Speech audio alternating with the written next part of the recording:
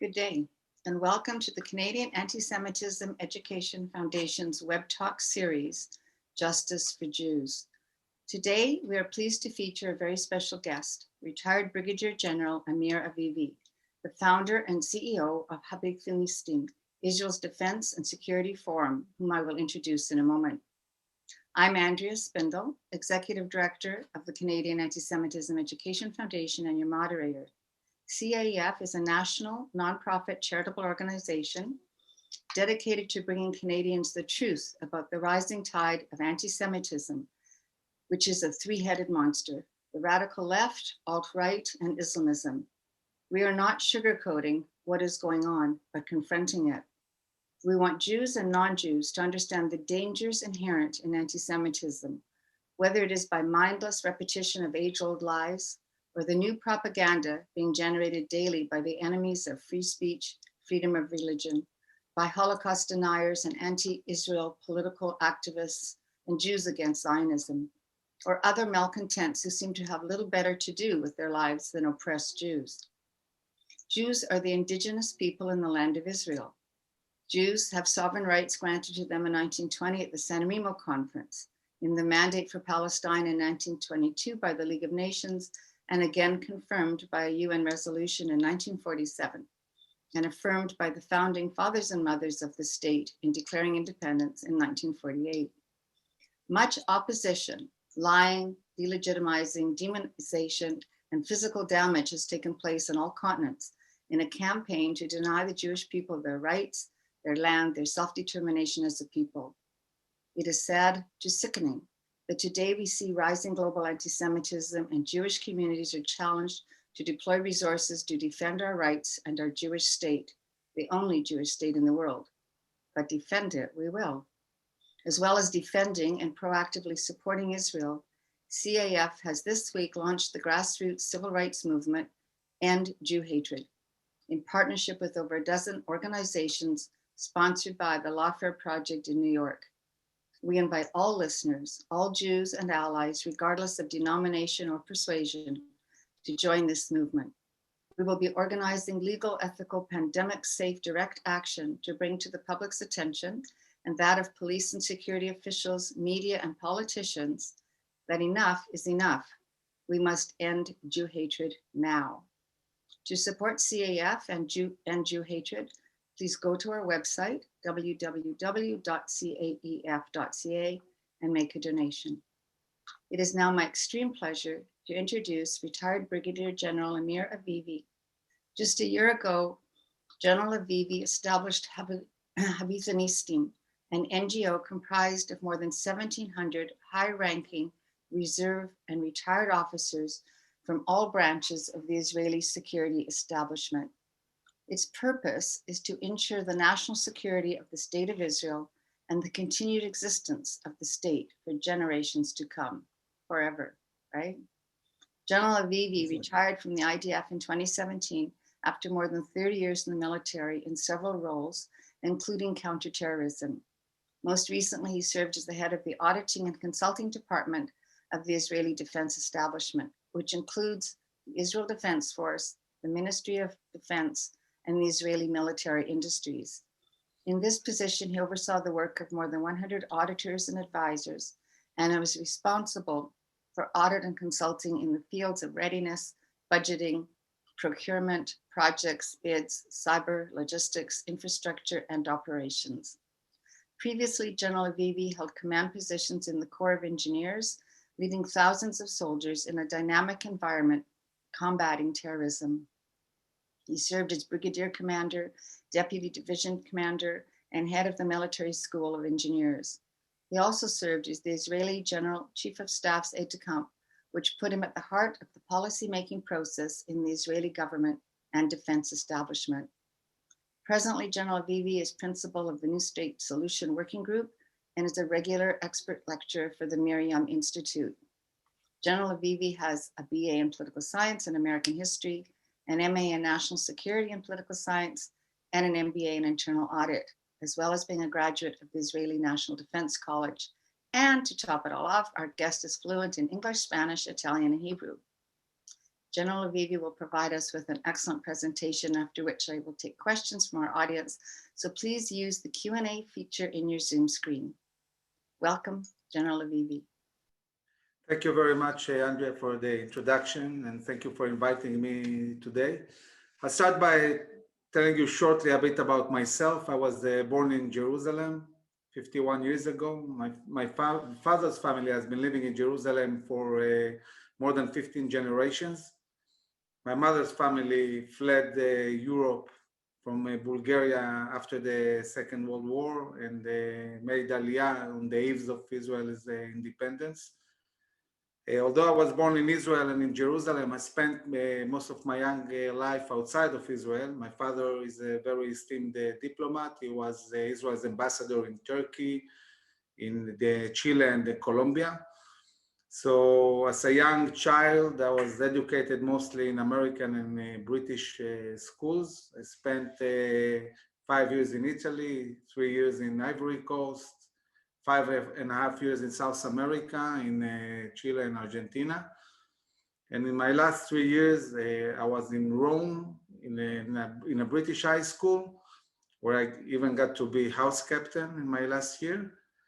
And I came back to Israel at the age of 18 from the cocktails and the diplomatic world to join the combat engineers. And since then, spent 30 years in the military, participating in all the operations and the training and everything from a simple soldier all the way to becoming a general. I retired 3 years ago. And from the very beginning, I started lecturing about national security and about different solutions that don't undermine Israel's security, talking about the Israeli-Palestinian conflict.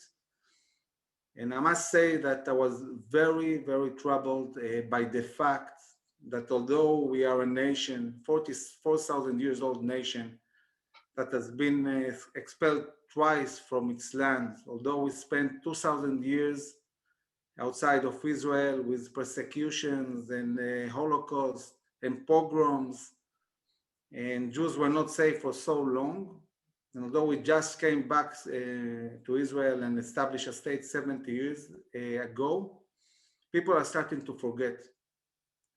That we cannot take our sovereignty for granted, that we are surrounded by many enemies, that we have a lot of challenges looking at the present, but also looking at the future.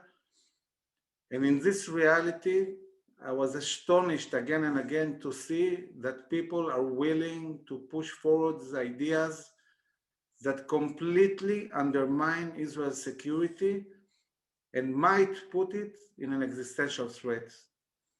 And I was so worried about that, and I was worried about the fact that I knew that there were many generals and commanders and the soldiers that think like me, but their voice wasn't heard. So I decided to establish Habithonistim. Habithonistim in Hebrew means the security experts. Usually when you refer to a very high-ranking officer, like the chief of staff, when he's already outside of the army, we refer him as a Habithonist, somebody who is very expert in security. So I chose this name. And I started working on establishing the organization in January 2020. And sometimes it's all about timing. At that time, Trump launched his peace plan and the talk about sovereignty in the Jordan Valley, and later on also in the Jewish towns in Judea and Samaria started to be on the table. So I talked to maybe 7 or 10 high-ranking officers to join me, and together we sent a letter to Prime Minister Netanyahu saying, Mr. Prime Minister, we Habithonistim support applying sovereignty in the Jordan Valley and Judea and Samaria. And the minute we put out this letter, I got hundreds of calls from officers from all over Israel saying what's Habithonistim, we want to join. So it's obvious that this voice was lacking from the Israeli discourse. And the main thing that was lacking here is that there is not a single organization that is solely devoted to one thing and one thing only, making sure that the state of Israel and the Jewish people will be secured, will thrive and prosper forever. Many organizations have think tanks who talk about many different things, deal with different issues, deal with peace processes and so on. We don't promote any peace program. We don't deal with democracy. We don't deal with the Supreme Court. We deal only with what we understand and know and have been doing for the last 30 years. Dealing with ensuring the security in the very, very long term. The IDF, for example, when they think about national security, they think 5 to 20 years ahead. And there are very different dimensions they don't deal with at all, like questions of how big Israel should be, whether we should apply or not apply sovereignty. This is not within the spectrum of what the IDF or the defense establishment deal with. They don't talk about that. So somebody needs to discuss these issues, and somebody needs to look also what's going on outside of Israel. As Andrea said, anti-Semitism is rising dramatically all over the world, especially the Western world, in Europe, in Canada, in the USA. I think that it's not going to stop. It's going to be worse and worse. And we need to seriously join hands together and think how we're going to deal with securing the state of Israel and securing the Jewish world. It's not something we can take for granted. Jews are not safe. And we need to put our safety and security in the top list of what we should be dealing with. And unfortunately, I see many people dealing with many other issues and not understanding how crucial it is to deal with our security, with our ability to actually live, you know. Something that was not, we didn't have for granted for 2,000 years, and I'm not sure where it's granted now. The only optimistic thing I can say about that is that today it's more about what we are going to do, not only what the Goyim are going to do. And this is good news, but we need to know what to do. I want to start with a short overview of what is going on now in the Middle East. And then I'll zoom into Israel and the concrete threats we're talking about. I will share a map so we can see it on a map. So talking about the Middle East, I would assume that quite a few of our listeners were very surprised by the peace agreements that were signed between Israel and the Arab world. It came supposedly as a big surprise, especially seeing Arab states that are willing to sign peace agreements with Israel without any solution to the Palestinians, or I would say even dismissing completely the Palestinian issue. I want to explain why it's happening, why is it going to continue to happen, and how does it affect the overall region, and also what it means for the Biden administration. Understanding what's going on now is understanding, first of all, what happened 12 years ago. 12 years ago, Obama stepped into office.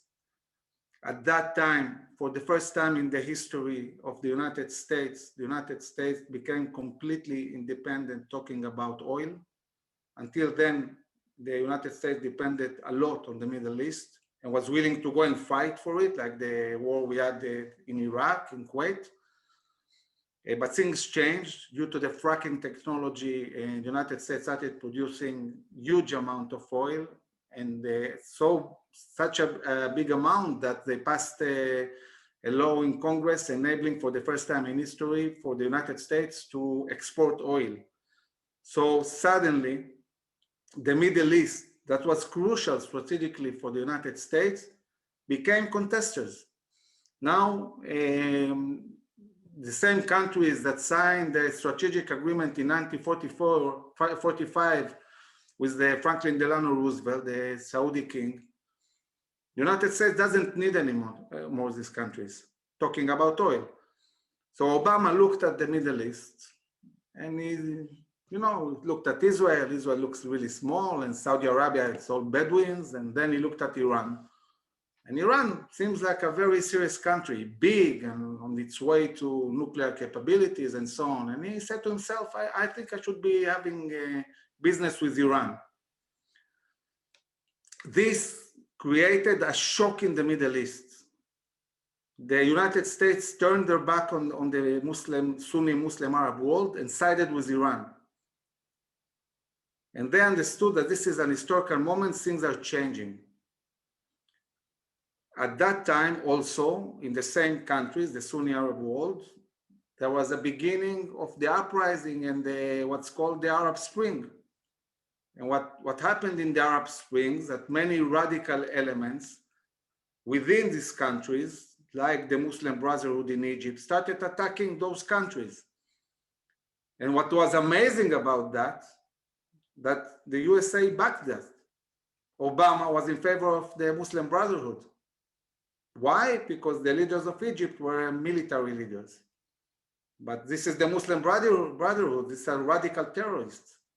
And they were backed up by the USA. So this was amazing to all the leaders in the Middle East. And at that time, Israel stood firm and said to Obama, listen, you are wrong. Iran is the real threat to us and the Middle East. And Israel didn't change its policy. 8 years of Obama, Israel stood firm against the Iranian deal, against siding with Iran. And I remember the famous presentation Prime Minister Netanyahu did in the Congress, both houses. And he said something very important there. He said, I'm not representing only Israel. I am representing also the Arab world. And at that moment, I knew that a new alliance based on real interest, and that they're not only real interest, they're existential interest, rose between Israel and the Sunni Arab world. And now it was just a matter of time until this new interest will be ready to become peace agreements. Also, other interests rose. As I said, oil prices went down dramatically. All these countries started to lose money. They were very rich, and then they became much less richer. And they needed to shift from oil-based economy to modern technological economy. And they rely on Israel a lot in this sense. And of course, now there is also COVID and the need for Israeli know-how, talking about medical assistance and so on. So there's a whole range of interests. None of them have to do anything with the Palestinians that rose. And this is why a new coalition has been created in the Middle East. Now, this coalition is growing every day. It will continue to grow because it's crucial for them. And I'm sure that more countries will join with Israel. And when we look at the Middle East today, we can see 3, maybe 4 distinct coalitions. One is new, very new, the Israeli Sunni coalition, talking about the more moderate regimes, and it's growing. Then we have the Iranians, who are Shias, who are terrorizing the whole Middle East, who are financing militias in Iraq, in Syria, in Yemen, attacking on everyday basis, Saudi Arabia, and Sunnis in Iraq and so on. the Shia axis. And of course, they are also in Lebanon with Hezbollah, and they're also paying money to the Islamic Jihad and the Hamas in Gaza. Iran is the main generator of terror in all of the Middle East. Then we have the radical Muslims. The radical Muslims live inside those states, Sunni states like Saudi Arabia, Iraq, and so on. And here we are talking about the Muslim Brotherhood, about Hamas, about Hezbollah, about, sorry, not Hezbollah, about ISIS, about Al-Qaeda. Some of them are more radical, some of them are less radical, but they're all pretty much radical and trying to destabilize their own countries. And until recently, they were backed up by Qatar and Turkey. Now we are seeing a shift. The Qataris recognize that there is a new alliance and a new Israeli Sunni coalition, and they said, okay, we want to depart from the Turks. We want to get closer to Israel and Saudi Arabia. It's just a matter of time until Qatar also will normalize relations with Israel. This is a very big change. And even the Turks that hate us so much, this terrible regime of Erdogan, in the last few weeks started saying, we want to get close to Israel. Why they want to get too close to Israel? First of all, they see that everybody is doing that. So they're asking themselves questions why they're not a part of this. Secondly, they are very afraid of the Biden administration, because the Biden administration is the kind of administration that demands democracy and civil rights, everything that doesn't exist in Turkey. So they feel that they're going to have very bad relations with Biden, and they have this anti-Semitic way of thinking that Jews are running the world and Israel is running the world, and they need to get close to Israel in order to deal with the American administration. Everything in the Middle East is new. Everything is changing very, very fast. Talking about Israel, first of all, let's understand what's Israel. Israel is a country with the width of 45 miles. 45 miles, I guess any of your cities is bigger than that. Israel is with the width of a city. From the sea to the Jordan Valley. From this 45 miles, the dense populated area of the coastal shore is only 9 miles. I jogged 9 miles this morning. Imagine jogging your own country. It's tiny. Then you have the mountains of Judea and Samaria. I'll show you a better map soon. And then 9 miles of the Jordan Valley. Let's see a better map that can illustrate it maybe better. This is Israel. Now, from a military point of view, it's very simple. The one who controls the mountains controls Israel. That's it. No technology can change that. This is basic military stuff. We, the Jewish people, we defeated empires on these mountains. We defeated the Greeks, we defeated the Romans. There is no way to control the land of Israel without full control of the mountains and a defensible border. And the only defensible border is this huge valley of the Jordan Valley with the Dead Sea. And this is the reality. Now, today there is a very basic discussion between two main paradigms. And the paradigms are whether we need to fully separate from the Palestinians, or we need to apply sovereignty on Jewish areas. Nobody, and I want to be clear, nobody in Israel is talking about annexing or applying sovereignty on areas that are under control of the Palestinian Authority. Nobody. There is not a single party in Israel that is talking about something like that. The discussion is whether we need to completely physically separate, from the Palestinians, which means basically going back to the green line, the 49th Armistice line, leaving Israel with the country with the size of 9 miles in the shores, controlled by the high mountains of Judea and Samaria, and not controlling the Jordan Valley. Or we can apply our sovereignty over the Jordan Valley, all this blue area that is basically with almost with no Palestinian towns, as you can see, and over the towns, the Jewish towns, leaving the Palestinians to control themselves. Now, people who support full separation, they claim something which I say is completely false and wrong.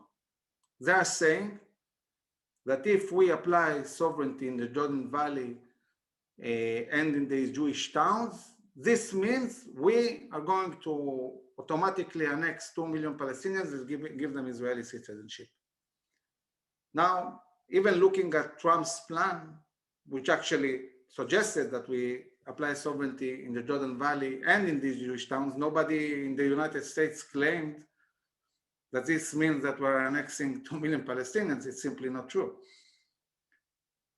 When talking about security on one hand and the issue of citizenship on the other hand, I would say this: security is very, very rigid. You cannot play around with that. Israel has 2 security needs, and it's forever. It's not something we can play around with. First of all, we need full control of the Jordan Valley in its most broader sense. Broader sense, it means that you are on the mountains. Actually, when you are on the top of the mountain, you see the Jordan Valley on one side and you see Tel Aviv on the other side. Not long ago, I was in the area of Shechem, Nablus. I was standing on a mountain here called Har HaBracha, the mountain of blessing. So you stand in the center of Judea and Samaria. On one side, you see Amman in Jordan. Here, on the other side, you see Tel Aviv and the sea. This is Israel. That's it. So the Jordan Valley is crucial because it enables us to defend against any threats emanating from the whole Middle East. And the Middle East is not stable. Jordan, for example, which shares most of our border in this area, it's a country I wouldn't bet that it will exist in the next 5 years. They have more people who fled from different states into Jordan than citizens. A few months ago, there was the king of Jordan was interviewed in a German newspaper, and the headline was, "In Jordan, more people will die from hunger than from Corona." He was asking Europe to organize food. He said, "We have enough food maybe for a year and a half, and that's it. We don't have anything to eat." Israel is supplying Jordan with water. Israel is supplying Jordan with gas. Israel is supplying Jordan with intelligence. Israel is supplying Jordan with security. Without Israel, the Jordanians wouldn't stand even a month. We are the ones stabilizing this country, and the United States that is assisting with money. So if we are not here, there is no Jordan, and then there is chaos with millions of radicals that can go into the heart of Judea and Samaria. This is the Jordan Valley. Then, talking about Judea and Samaria, in order to control Judea and Samaria, in order not to have another Gaza, you need, what controls Judea and Samaria is the Jewish towns. And the Jewish towns, the logic of the towns, the way they are spread around Judea and Samaria is the following. First of all, the towns are spread along the main roads. So when you drive, for example, from Jerusalem to the Dead Sea, and many people do it on a regular basis, people feel very safe to drive in road number 1 from Jerusalem to the sea. Why? because when they look right, when they look left, everything is Jewish towns. On one side, you have the very big town of Ma'ale Adumim. On the other side, you have Kfar Adumim, and then you have Mitzpeh Yericho, and so on, and it's very safe. The same goes for Road 60, which is the main backbone of Judea and Samaria. All of this road all over is Jewish towns. Same Road 5, when you drive from Tel Aviv to Ariel, all the way, you are crossing Israeli towns, all the way to Ma'ale Ephraim and to the Jordan Valley. You cannot be connected to the Jordan Valley if you don't have roads that go from west to east and connect. So one major thing is the towns along the roads. Many of these towns, when you talk to people who want to expel Jews from their homes and disengage and so on, they call these towns lone settlements. Like they are not part of a group of towns. But this is exactly the logic. The logic is that they're spread along the road. So of course, they are not concentrated. But this is the most crucial towns. This is one thing. The other thing, I want to show you a picture. This is how Tel Aviv looks from the western side of Judea and Samaria. So basically, any guy with an anti-tank missile or a mortar or whatever can simply shoot all Israel. He sees everything. So the way we built our towns is that many of the Jewish towns are along this western flank of Judea and Samaria, and they stand between the Palestinian towns and Tel Aviv, Kfar Saba, and all the towns. The same goes on the other side. You have all along the Jordan Valley towns, and they enable us to defend on the other side. So this is the way the towns are spread. And the least important thing about that is what is called in Hebrew gushim, like the central towns, a group of towns. It's not the issue. The issue is west flank, eastern flank, and the towns along the road. So we need all of them, and we need much more in order to be safe. This is why Habithonistim movement supported fiercely applying sovereignty, because we know that if Israel will apply sovereignty over these areas, it will ensure Israel's existence and security for generations to come. Now, we're not putting aside the issue of the Palestinians, but I can say that there are at least 4 different solutions for the Israeli-Palestinian conflict that adhere to this way of thinking. The only solution that is not a viable solution is the separation plan. It's what's called today the 2-state solution. But there is no one 2-state solution. There is 5 kinds of 2-state solution. And people are sticking to an idea that goes completely against what Oslo was all about. If you read about what Rabin, when he initiated Oslo, talked about, he said the Jordan Valley will be forever, in its most broader sense, in Israeli hands. Jerusalem will be forever united. The Palestinian entity will be surrounded by Jewish towns, and he understood how important those towns are strategically. This is Oslo of Rabin, the very process that all the world was backing up. And for some reason, after he died, and in the early 2000s, people shifted from this paradigm to a completely different idea, which basically endangers Israel existentially.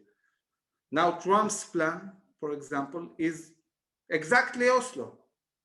Trump's map, I'm sure that Rabin would have said, this is exactly what I meant. This is what I want. It's exactly Oslo. It was what the left in Israel was supporting all the way in the 90s. This adheres basically to our needs. Now, talking about solutions, so one solution is Oslo, Trump's plan, something along these lines. A different solution, which I like a lot, is the Emirates solution of Dr. Kedar.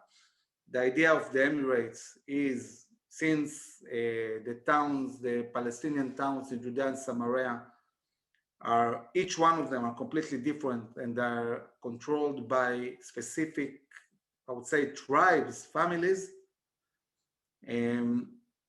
What Dr. Kedar suggested is building exactly the idea of the United Emirates, Arab Emirates, in Judea and Samaria. The Emirate of Hebron, the Emirate of Ramallah, the Emirate of Jenin, and so on, based on the families.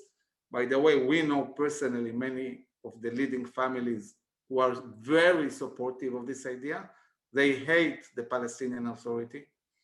They want them out. Most of the Palestinians do. And they say, we are willing to be an emirate of this small area of Hebron or Ramallah. We want good relations with Israel. We want to work in Israel. We want Israeli electricity, Israeli water, Israeli economy, and so on. And we don't want these Palestinian leaders anymore. So this is another idea. I promoted for many years another idea, which I want to show you, which is, when you look at the overall picture.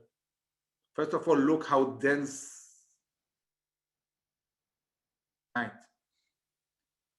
mean, anybody who thinks that you can basically give up more land, I don't know, people are not thinking. I was talking about a third solution. We talked about Oslo, Trump's plan, which is similar. We talked about Emirates plan, and I promoted for 3 years a different plan called the New State Solution, which basically says the only place where a viable Palestinian state can actually exist is in a Gaza Strip and the Sinai Peninsula. You see the Sinai Peninsula, almost no population at all, not populated, I mean, very few people live there. You see how densely the Egyptians are building along the Nile, as they did for thousands of years, and how dense is Israel. So the Palestinians are, half of them live in Gaza, half of them live in Judea and Samaria. Who said that we need to anchor the solution in Judea and Samaria and not in Gaza? And also, I think that it's ridiculous to think that in a state with the width of 45 miles, you can actually create two viable states. It's incomprehensible. It doesn't have to do anything with Jews and Palestinians. It's simply not possible physically. So if you want a solution, you need to think out of the box. You need to understand that you need to bring more land to the discussion. This more land can be or Sinai Peninsula, or since in Jordan, more than 60% of the population is Palestinian, some say even 80%, think about Jordan as a solution. So we need to move from the ideas that the empires in the First World War brought here, the Europeans, the British and the French, and be open to new ideas. I mean, we take ideas of colonialists who conquered this land 100 years ago and make it as if it came from the Sinai, a Bible. Nothing here is the Bible. There are very different solutions, and we don't need to undermine Israel's security in order to solve the Israeli-Palestinian conflict. There is enough solutions which enable us to be a normal country and have enough land. I don't know if you realize it, but Israel in 20 years will be more than 20 million people. And looking at the anti-Semitism now in the world, who knows how many Jews will make Aliyah? So probably will be much more. We need space. We need security. And solving the Palestinian issue is solvable. We can do it, but it doesn't need to be all at our expense. If the world wants a Palestinian state, it can assist in creating one. It's not only Israel's problem. This is the land of Israel, not the land of Palestinians. By the way, you know, it's amazing. I speak with the young generation, and many times I ask them, okay, what's this Palestine? Where did this word come from? And most of them simply don't know. I met the British ambassador in Israel. I asked him the same question.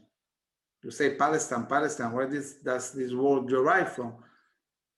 He said, I think it has to do something with the Turks. So I'm reminding everybody the obvious. Palestina is a world that has nothing to do with Muslims, with Arabs. They didn't even exist then.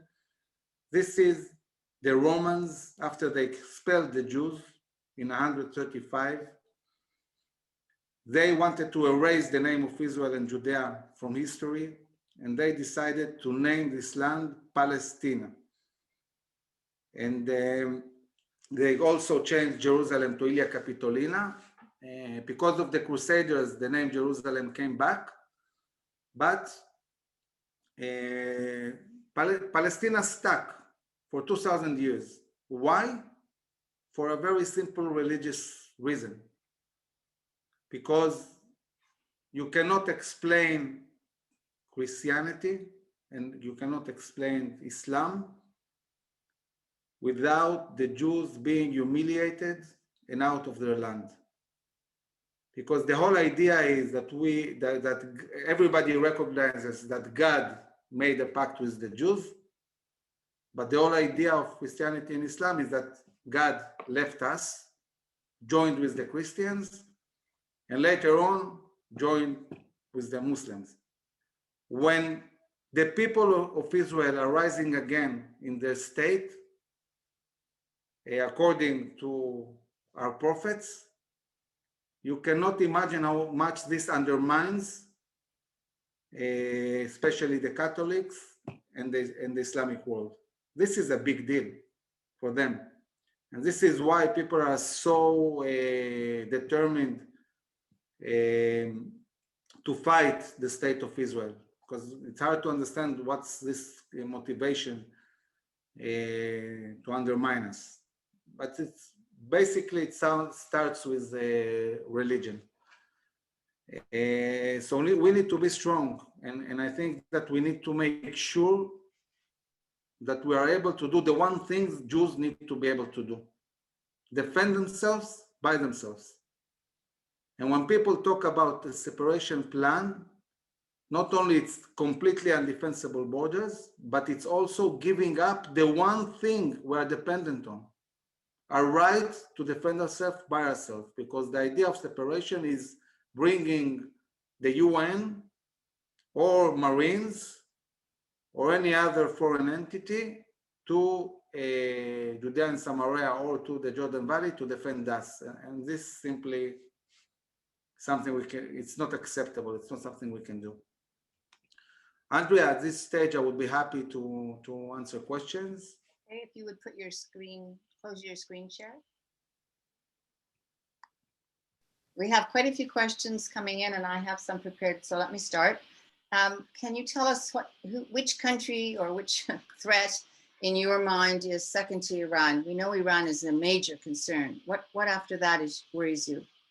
Well, when we look today at the northern area, Lebanon and Syria, this is the next place we are worried about, especially Hezbollah.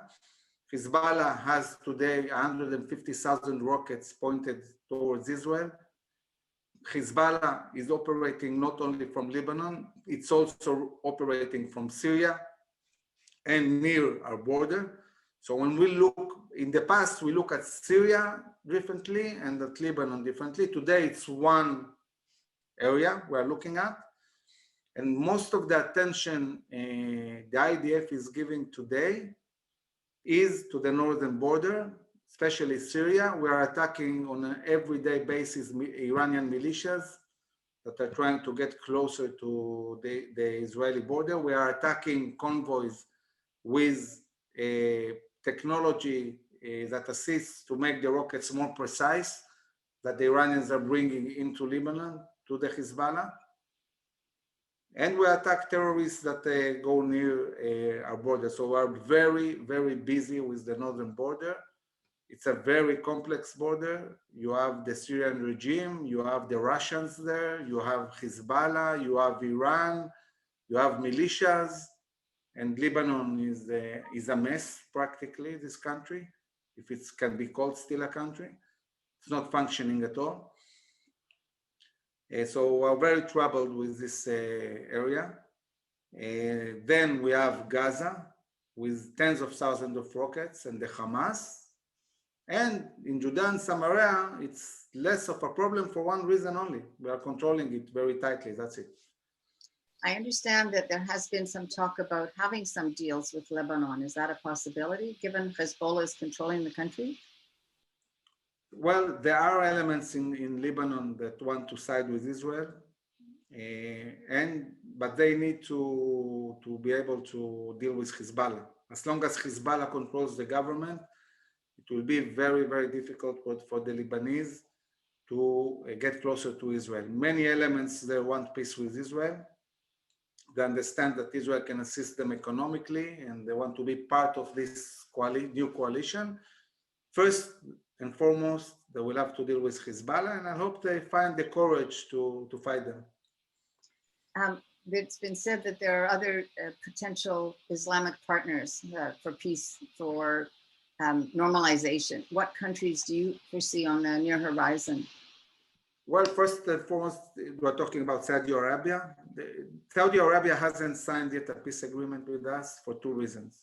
One, that their king is, I would say, old school, has more difficulty to adjust to this new world. The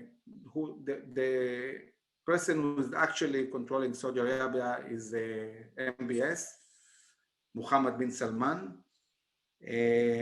And they said, okay, we'll wait for the Biden administration to see which administration wins the elections, and now it's Biden, and then we'll bring this peace agreement as an offer, as a present to the new president. So I wouldn't be surprised if we would see in the coming months Saudi Arabia joining. We have also Oman that wants to join, Qatar, and even Indonesia. So, do you see it as a benefit to have Qatar, which is the major funder of Hamas? I understand they're going to do some kind of peace arrangement with Saudi Arabia, but how does that benefit Israel when Qatar is the major funder of Hezbollah, or Hamas, sorry? Well, this is exactly the big news, that Qatar is changing. It's starting to move towards Israel and towards the Sunni coalition. It signed a peace agreement again with the Gulf states and with Saudi Arabia. So basically, Qatar is distancing itself from the radical elements, from the Muslim Brotherhood, from Hamas. And this is having a very big impact on Hamas.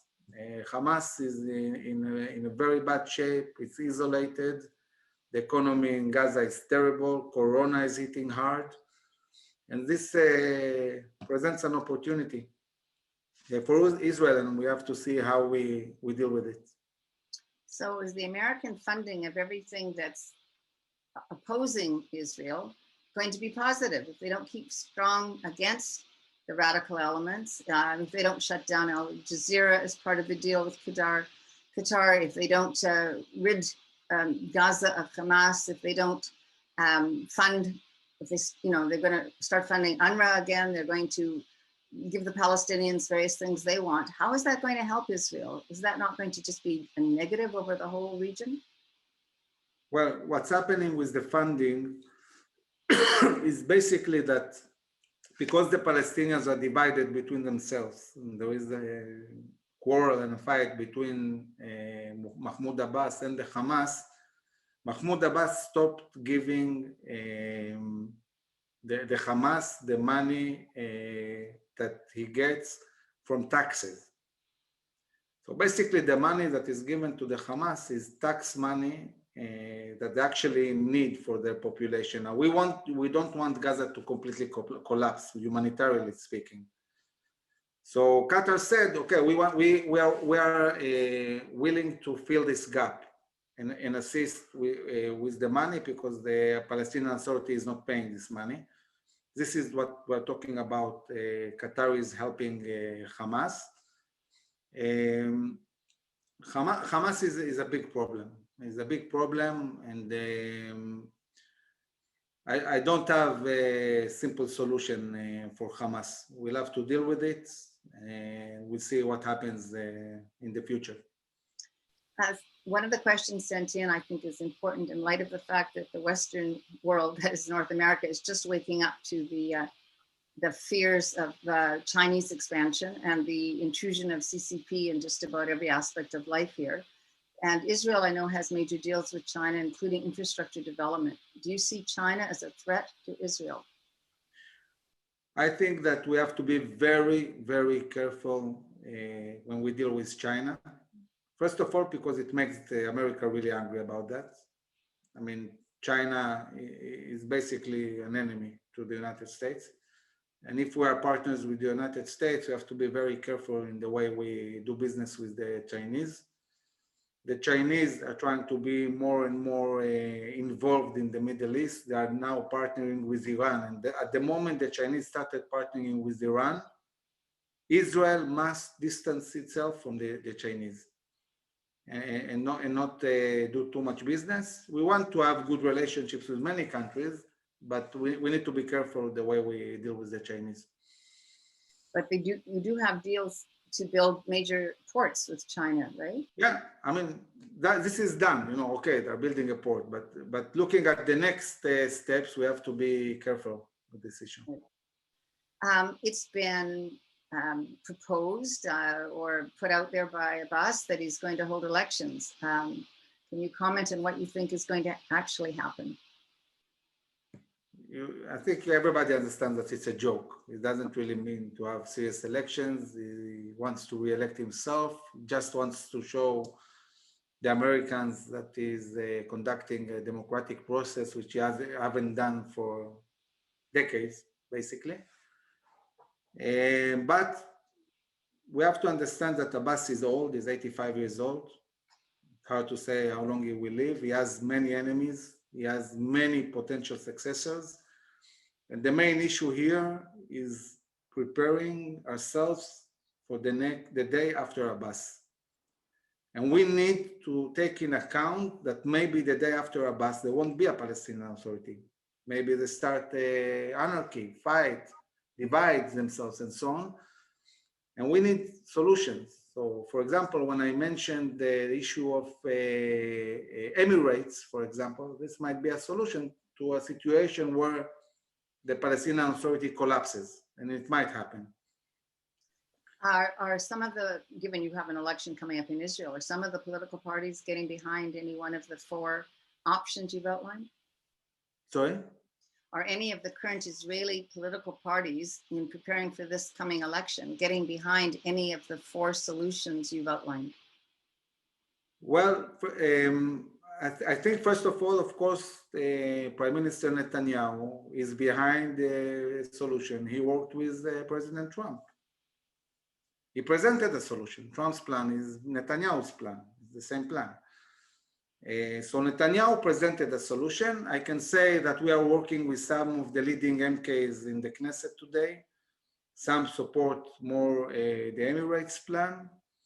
And would like to go. What about the Sinai plan? Is there interest in the Sinai plan, the new state solution plan? There is interest, but the reason why people are a bit skeptical about that is you need Egypt's consent to lease land for the Palestinians in the Sinai Peninsula.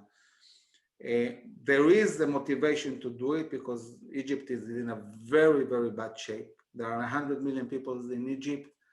30 million don't have anything to eat. There is hunger in Egypt. they lack water, they need assistance, they need to go back to be the center of the Arab world. And the new state solution offers them a platform to be relevant and to be back in business. But as I said before, the problem is that the world is so stuck on old ideas that haven't worked for 100 years. And it's really hard to get this administration and so on to move from these old ideas to new ways of thinking and understanding that if once again and again and again something is not working, it's not going to work the next time. I mean, it's time to move on. Now we have seen paradigms broken completely, talking about these peace agreements now with the Arabs. So people have to recognize this is a whole new game now. Yeah, I was just going to say that Trump plan itself seemed like a whole new ball game, and just happened to be from Trump, so people hated it. But its potential, is there potential for it also to still be on the table? Or I don't know what Biden's administration will do, but we saw a president coming to the Arab world saying to them the following: one, Jerusalem is united and will stay united. Israel should apply its sovereignty in the Jordan Valley and the Jewish towns. And with all this announcement, these Arab states not only sat at the meeting when they announced that, they signed peace agreements. So what's more clear than that? That they're willing to have a secure Jewish state. So how can people, after the Arabs gave their consent, continue thinking about ideas that will undermine our security? Right. Given that it seemed that sovereignty was, the extension of sovereignty that was proposed was postponed, we like to think. Is it possible for Israel to still extend sovereignty given the new agreements, or do the agreements prohibit that and it would jeopardize relations with the UAE and Bahrain? I don't think that Israel is going to extend sovereignty in the near future. First of all, because Israel agreed to postpone it in order to consolidate these peace agreements. But the real question is, are we strategically as a state and as a people, the Jewish people, are we taking a strategic decision that we will apply sovereignty once we have the moment we have the chance to do it? This is what we need to do. We need to decide, all of us, that this is the right path. We need this sovereignty in order to thrive, in order to survive, in order to be around. And the moment there will be a chance to push it forward, we all need to unite around this idea and do the right thing for the people of Israel. And when Israel will be secure, this will make the whole Jewish world secure, because without Israel, the Jewish world doesn't stand a chance at all. I mean, if now there is anti-Semitism, if now people are in fear, imagine if you don't have the state of Israel behind you. This is how important it is. And we are willing to fly anywhere, anytime, to save any Jew that is in danger. I mean, we won't leave anybody behind. Anybody who will be in danger, the people of Israel will do everything to save them. I don't know how you people think about it, but I can tell you personally, I'm willing to risk my life, as I did many times. I'm willing to risk my children's life to save anybody in the Jewish world, anytime. We're very grateful for that. And we mean it, and we'll do everything possible to fight anti-Semitism and to secure the Jewish world.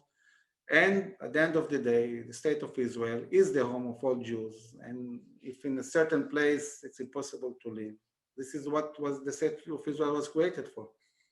Do you want to say a little bit more then, General Avivi, about how your organization is working day to day? What kinds of things are you doing? Okay, I see somebody who wrote exactly what Habithonistim are doing. Education, education, education.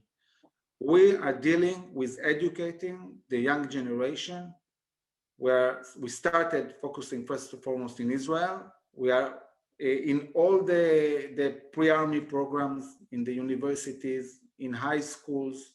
We are very active in media and social media. Because we are a very big organizations, we have on one side, we have generals, but on the other side, we have young officers and fighters and so on. We are able to reach many people. So we have coordinators that coordinate meetings with all the young generation, but also with other audiences. We started doing it, first of all, in Israel, and now we are moving more and more to present these ideas in the Jewish world, and we want to reach every community and every university and talk to the people and talk, and we want to bring back, we want all the Jews to be Zionistic, proud Jews, because I want to say something from a security point of view. There is no national security for the Jewish people without nationalism, without Zionism, without Judaism. This is the basic energy that enables us to feel that we are fighting for the right reasons and for our state. And I always remind people of the first phrase of our Declaration of Independence. I'll say it in Hebrew and then translate it.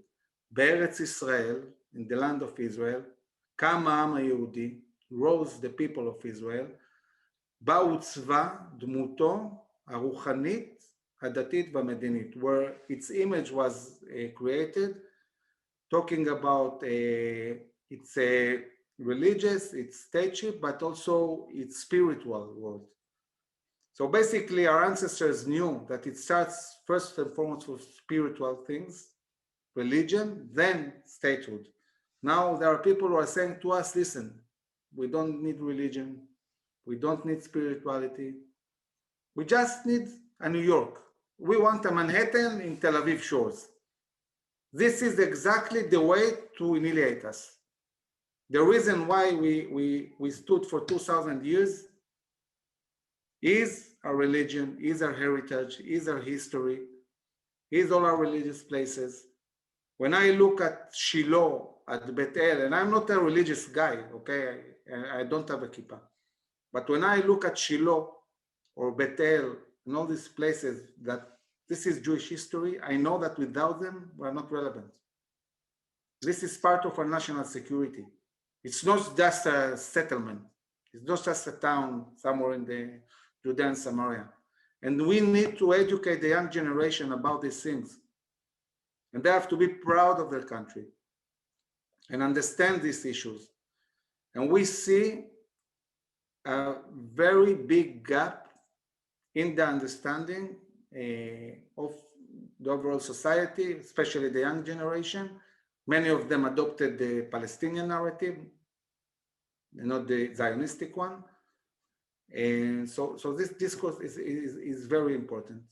And we are, of course, we meet a lot with decision makers. We met all the leading Israeli politicians.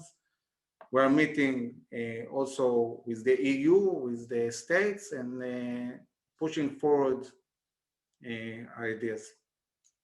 Well, General Avivi, I think you've summed up beautifully what we're about. What your organization's about is also what our organization is about, being unapologetic Zionists. You can't declare you're a Jew without, I believe, being also a Zionist. It doesn't mean you have to want to live in Israel. You just have to know there is an Israel. But Zionism is more than just the land, for sure. But we do believe that the land needs to be secure. And I will just end by saying, as someone who didn't go to Judea and Samaria until late in life, that everybody needs to do that, because we have such ignorance about what the geography is to actually appreciate the history and the people and the land and how it's all connected. Until I had traveled to Shiloh, I had no idea what people were talking about. So I would encourage everybody to make that trip. And thank you so much, General Avivi, for your inspirational presentation and for the courage and commitment to your creating your organization. And let us all say amen, and from strength to strength. Thank you very much. I'm sharing my mail and also the website, so people can contact me. I recommend going to the website. We have a website in Hebrew and in English. I put, of course, the English. We are active on Facebook, Twitter, Instagram, in English and in Hebrew. This webinar has been recorded, so everybody that's registered will receive the edited recording. It'll all be available probably tomorrow. So let me thank everybody for checking in today, for Zooming with us, and please go to the website caef.ca and donate so we can continue to bring you these webinars and support our families in Israel. Thank you, everyone. Thank you very much, Andrea, for inviting me.